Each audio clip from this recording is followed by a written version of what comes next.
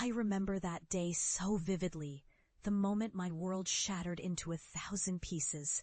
My best friend, the person I trusted most, had taken my deepest secret and thrown it into the wind.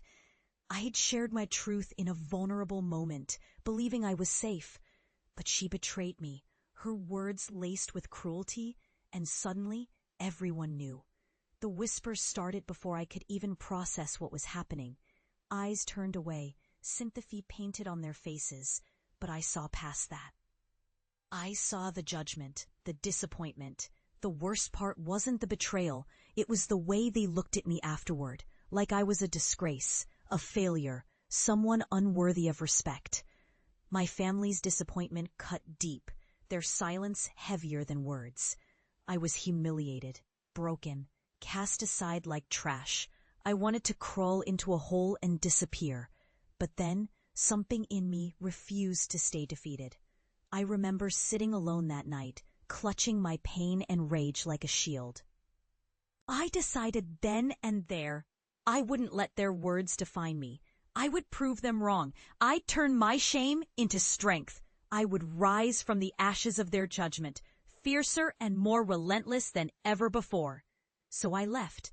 I moved far away into the unknown, where no one knew my story. The road was brutal, nights filled with doubt, days of relentless work, sacrifices that threatened to break me again. But I pushed through. Every rejection, every setback fueled my fire. I studied harder, trained harder, fought harder. I built a new life from the ruins of my old one. And with each step forward, I transformed into someone unrecognizable from the girl they once knew, confident, unapologetic, unstoppable. Years later, I returned, not as the broken girl they once knew, but as a force they couldn't ignore.